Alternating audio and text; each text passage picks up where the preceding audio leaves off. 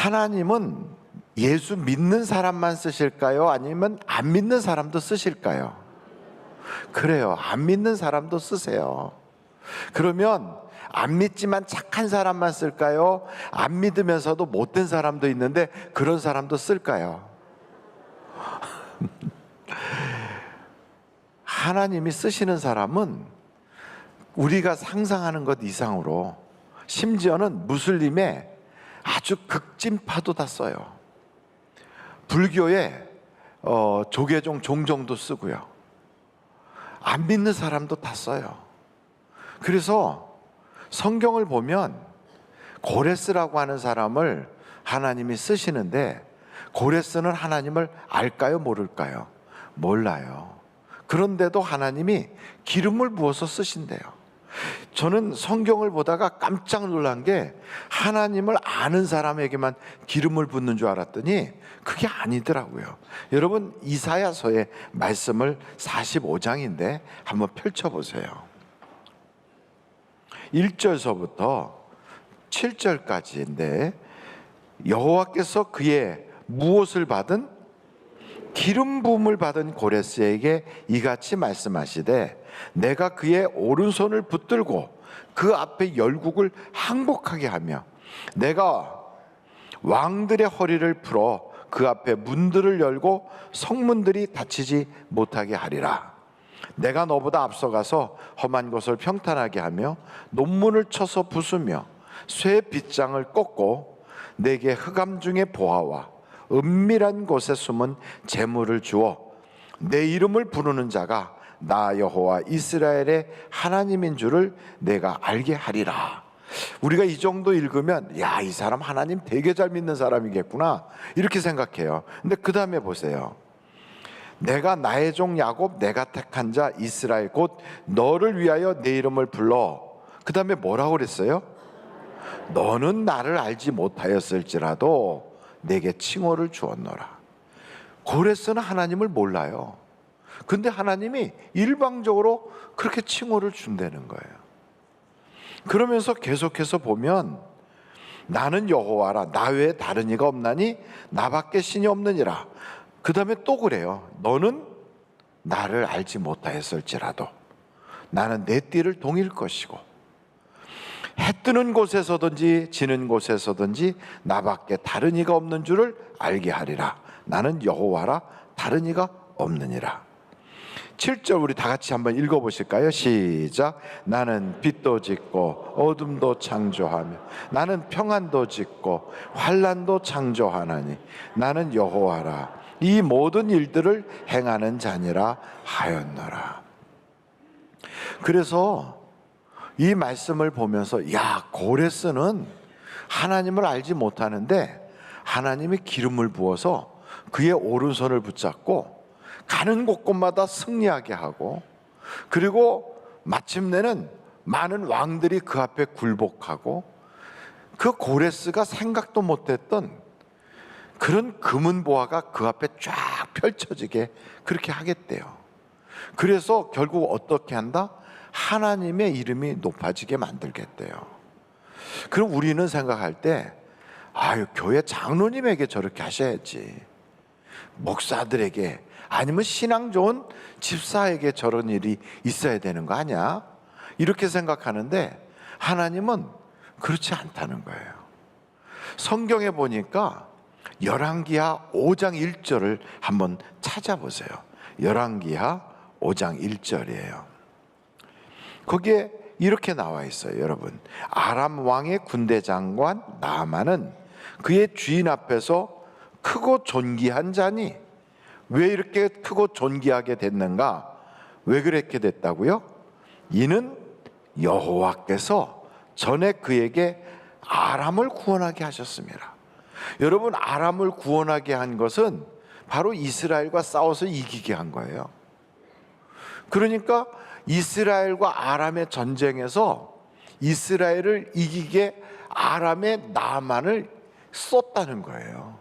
그래서 이스라엘이 그걸로 엄청난 피해를 보고, 여기에 나만 집에 끌려간 여자 그 아이 종도 그때 전쟁의 피해로 아마 끌려갔을 것 같아요.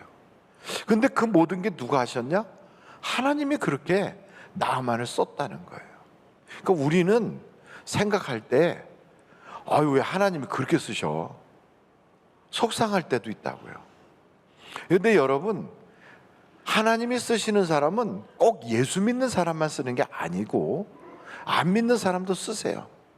그런데 우리가 종종 세상의 최고 재벌은 하나님 믿는 사람이었으면 좋겠다 이런 생각을 하는데 아닌 경우가 많아요.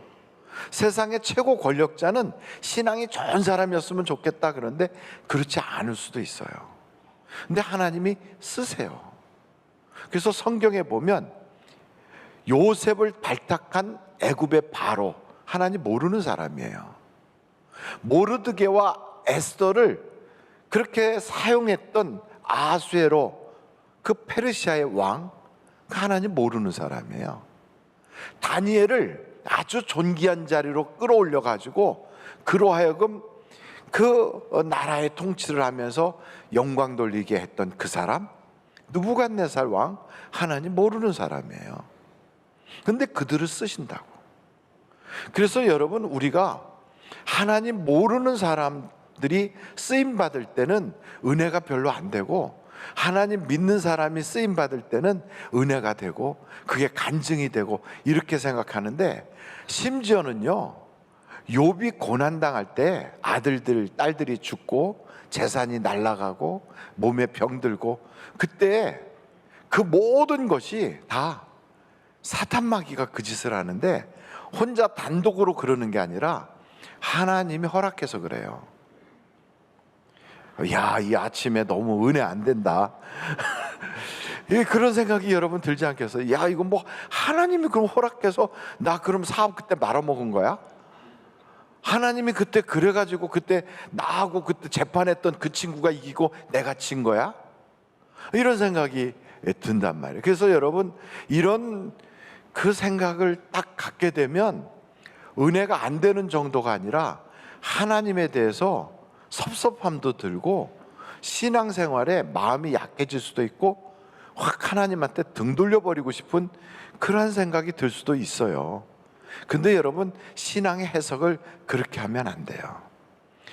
우리가 이 신앙생활을 할 때 하나님께서 내게 혹시 저쪽 사람을 쓰심으로 내가 고난을 당한다, 그럼 나는 안 쓰시냐? 나도 쓰시는 거예요. 근데 다 쓰시지만 내가 감당할 수 있으니까 고난을 주시는 거예요. 이거를 우리가 안다면 그때 그 연단과 고난이 하나님이 나를 그 정도 수준은 되는구나 라고 평가해서 그걸 허락하신 거구나. 그래서 여러분, 그 시험, 시련, 연단 이런 것을 딱 겪을 때 하나님한테 삐질 이유가 하나도 없어요. 하나님은 나를 인정하시는구나, 얼만큼 그걸 감당할 수 있다고. 그래서 여러분, 고린도 전서에 나오는 것으로 알고 있는데 한번 여러분 성경 좀 펼쳐 보실까요? 고린도 전서 10장이에요 13절 같이 한번 읽어보겠어요. 시작. 사람이 감당할 시험 밖에는 너희가 당한 것이 없나니 오직 하나님은 미쁘사 너희가 감당치 못할 시험 당함을 허락하지 아니하시고 시험 당할 즈음에 또한 피할 길을 내사 너희로 능히 감당하게 하시느니라. 아멘. 그래서 여러분, 어떤 어려움이 찾아오든지 믿음의 사람은 이거 하나님이 나를 이만큼 능력 있다고 평가하셔서 주신 거야. 그래서 그런 시험이나 어려움 속에서도 우리는 믿음을 꽉 붙잡는 게 중요하지요. 뿐만 아니고 세상에 안 믿는 사람들도 참 나름대로 자기의 인생 철학을 가지고 신념을 가지고 그렇게 멋있게 살아가는 사람들이 있어요. 도리어 예수 믿는 사람들보다도 어떤 경우에는 삶이 굉장히 정리가 잘 돼 있고 반듯하게 살아가는 불신자들도 꽤 많이 있습니다. 그래서 우리가 객관적으로 본다면 안 믿는 사람이든 믿는 사람이든 성공한 사람들에게는 성공 DNA가 있고요. 그들에게는 성공의 향기가 있어요. 우리가 이런 거를 간과해서는 안 돼요. 성공한 사람들에게는 그 사람 나름대로 신념이 있고 그 인생에 어떠한 분명한 자기 철학이 있구나. 그래서 성공이 쟤는 재수가 좋아서 성공했고 나는 재수가 없어서 성공 못했다, 이런 게 아니고요. 그가 마침내 성공한 거예요. 한 걸음 한 걸음 걸어가더니 마침내 아무개가 잘 된 거예요. 그런데 그거를 우리는 가까운 사람이 성공하면 하찮게 여기고 별 볼 일 없게 여기고 그걸 그렇게 존경심을 바라보지 않고 질투심을 가질 때가 있어요. 근데 그게 아니고 그가 성공할 만하니까 성공한 거예요. 그래서 우리는 그런 걸 보면서 배워야 돼요. 야, 저 사람이 저렇게 성공했구나.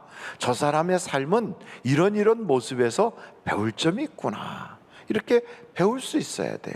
그래서 성경에 보면 하나님은 사람을 쓰시는데 악한 자나 선한 자나 때에 맞게 쓰신다는 거예요. 그래서 여러분 잠언서를 한번 보실까요? 잠언서 같이 한번 찾아보시면 좋겠는데 잠언서 17장이에요. 잠언서 16장이네. 죄송합니다. 4절. 잠언서 16장 4절이에요. 다 같이 한번 읽어보실까요? 시작. 여호와께서 온갖 것을 그 쓰임에 적당하게 지으셨나니 악인도 악한 날에 적당하게 하셨느니라. 그러니까 악인도 쓰시는 거예요. 선인도 쓰고. 그런데 그 못된 사람도 알고 보면 하나님이 쓰시는 거예요. 그럼 여러분 한번 여쭤볼게요. 그렇게 선한 일에 쓰이는 게 좋아요? 악한 일에 쓰이는 게 좋아요? 그렇죠. 그래서 선한 일에 쓰여야 나중에 하나님께 상도 받겠지요. 악한 일에 쓰임 받아서는 그 사람은 심판을 면할 길이 없을 거예요. 악한 일에 쓰이지 않고 선한 일에 쓰여야 되는데 우리는 다 선한 일에 쓰이고 싶다고요. 근데 선한 일에 쓰이려면 그 마음에 선한 것이 쌓여서 마침내 선한 일에 쓰이는 거예요. 그 속에 악한 것이 쌓여서 마침내 악한 일에 쓰임 받는 거예요. 그래서 성경에 보면 악한 것이 그 마음에 쌓여 악한 일에 쓰임을 받고 선한 것이 그 마음에 쌓여 마침내 선한 일에 쓰임을 받는다, 이렇게 되어 있어요. 그러니까 여러분 평상시에 나는 선한 일에 쓰임 받아야지, 이런 사람은 선한 생각을 계속 하셔야 돼요. 그러니까 무엇을 생각하든지 어떤 환경에 놓이든지 그때마다 생각이 꽈배기 같아서는 안 되는 거예요. 꼬인 생각으로 모든 걸 이렇게, 왜 나한테는 이럴까? 왜 세상은 이럴까? 이렇게 자꾸 꼬여가지고 세상을 고운 눈으로 안 보고 꼬운 눈으로 자꾸 보면 내 속이요, 그렇게 자꾸 그게 쌓이는 거예요. 그러다가 어느 순간에 나도 모르게 그런 꼬인 일에 팍 쓰임을 받아요. 그런데 내 속에 그럼에도 불구하고 야, 저 사람은 참 사람이 괜찮네. 야, 이걸 보니까 사람이 이렇게만 사는 게 아니라 이렇게 참 선한 사람도 있어. 그러면서 내 마음에 선한 생각을 자꾸 착한 생각, 좋은 생각을 하다 보면 좋은 일 있을 때 자기도 모르게 좋은 일에 탁 쓰이는 거예요. 그러니까 여러분 알고 보면 자기가 그 일에 쓰임받게 준비하고 있는 거예요. 다윗은 골리앗을 때려잡기 전에 평소에 물맷돌을 가지고 계속 연습을 한 거예요. 그거 가지고 던지기도 하고 돌려보기도 하고 곰도 때려잡고 사자도 쫓아내고, 그렇게 하다가 마침내는 결정적 순간에 골리앗을 때려잡는 일에 그게 쓰임받는 거예요. 아무리 이 세상에서 하나님이 썼어도요, 하나님을 인격적으로 만나지 않고 이 세상을 떠나면 비록 하나님이 그를 썼어도 그 사람은 심판을 면할 수가 없어요. 고레스 심판받았을 거예요. 근데 다윗은 하나님이 쓰신 걸 알아요. 그래서 하나님께 막 감사하고 하나님께 영광 돌리고 하나님께 예배하고 나니까 하나님이 다윗은요 영과 육을 다 구원해 주시는 거예요. 근데 어떤 사람은 참 인생이 멋있고 굉장히 사람이 매력적인데 멋있게 쓰임을 받고는 있는데 하나님을 인격적으로 만난 적이 없으니까, 그러니까 그는 이 세상을 떠나는 그 순간 실패자로 끝나는 거예요. 저는 전에는 몰랐는데 제가 아는 분의 가족이 중국에도 있다, 홍콩에도 있다, 대만에도 있다, 필리핀에도 있다, 일본에도 있다, 이런 이야기들을 기도의 제목 가지고 어디에 있는 누구 아무개가 내가 지금 누군데 이렇게 거기에 내 자녀가 뭐 하고 있습니다, 이런 얘기들을 저한테 와서 기도를 받고 가잖아요. 그러면 저 필리핀 앞에서 태풍이 생겨갖고 이렇게 올라올 때 옛날에는 관심이 없었어요. 그리고 옛날에 무슨 생각했냐면 그 우리나라로 오지 말고 일본으로 확 가라. 그래갖고 일본을 그냥 저 밑에부터 시작해서 저 위에까지 북해도까지 한번 싹 쓸어버려라 막 이랬거든요. 그러니까 제가 사랑이라고는 그림자가 없었던 것 같아. 그랬던 제 마음에 안 되지, 거기 아무개 집사님 그 아들이 거기서 사업한다는데 그래서 안 되지, 이런 생각이 드는 거예요. 홍콩에서 막 데모하잖아요. 그래 저것들 거기서 그냥 데모해서 막 부딪혀라 이랬는데 어느 날 아무개 장로님이 우리 아들 거기 사업하는데 지금 그 데모하는 바로 거기서 하는데 너무 힘들어요. 이 얘기 딱 듣고 나니까 하나님 어떻게 해요? 어떻게 이렇게 나와요? 지진이 일어나 갖고 막 그냥 중국 저쪽에 중앙에 있는 데서 그냥 막 무너지고 막 그랬다니까 에이거 그것들 그냥 우리 사드 있다고 그냥 그러더니 쌤통이다 이랬는데 아무개가 사천성에 우리 딸하고 아무개 사이하고 거기가 있어요. 이 얘기 딱 들으니까 아이고 하나님 거기 그런 거 생기면 안 되겠어요, 이렇게 되는 거 있죠. 아니까 기도가 바뀌어요. 아니까 염려가 많아져요.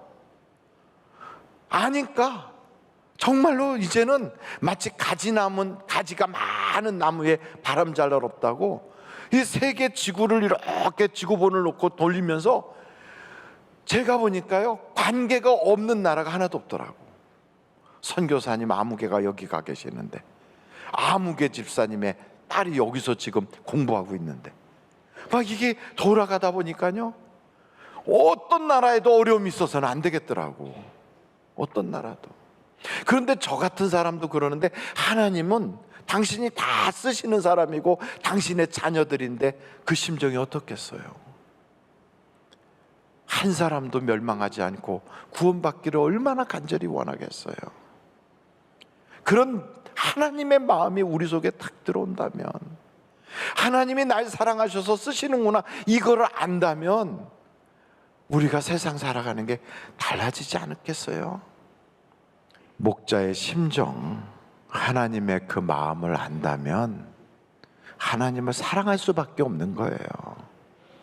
그걸 모르니까 하나님 쓰신다면서요, 하나님 왜 누구한테는 그러고 왜 나한테는 이러세요? 이러면서 우리 속에는 받지 못한 것 때문에 불평이 가득해요. 근데 여러분 잠언서 한 곳을 좀 본다면 참 놀라운 말씀이 8장에 나와 있어요. 잠언서 8장 17절이에요. 하나님이 다 쓰시는데 그 쓰시는 걸 알고 이렇게 하면 하나님이 역사해 주신다는 말씀이 거기에 기록이 되어 있어요. 17절부터 21절까지 한번 같이 읽어보실까요? 시작. 나를 사랑하는 자들이 나의 사랑을 입으며 나를 간절히 찾는 자가 나를 만날 것이니라. 부귀가 내게 있고 장구한 재물과 공의도 그러하니라. 내 열매는 금이나 정금보다 나으며 내 소득은 순음보다 나으니라. 나는 정의로운 길로 행하며 공의로운 길 가운데로 다니나니 이는 나를 사랑하는 자가 재물을 얻어서 그 곳간에 채우게 하려 함이니라. 아멘. 하나님이 다 쓰시지만 어떤 사람은 자기의 힘으로 살아가, 어떤 사람은 하나님이 날 쓰시는구나를 알고 그 하나님의 심정을 알고 하나님을 사랑해요. 그래서 하나님 사랑해요 하고 하나님을 사랑하면 그때부터 하나님의 사랑을 깨닫게 되고 하나님이 그 사랑으로 입혀주시고, 그리고 그 다음부터는 하나님께서 그 곳간의 재물을 채워주신다는 거예요. 다윗은 처음 하나님이 쓰실 때 고난으로 쓰셨어요. 연단으로 쓰셨어요. 부모에게 버림받는 것 같고 형제에게 밀려나는 것 같고 가정생활이 어렵고 경제가 어려웠어요.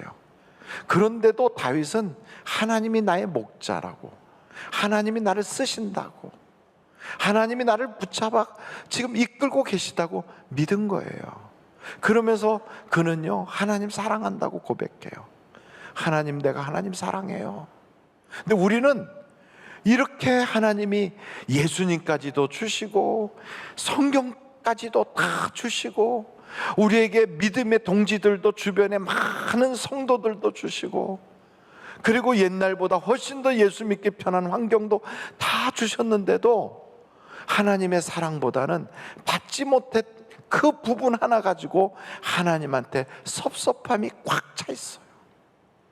하나님을 사랑하기보다는 자기만 사랑해요.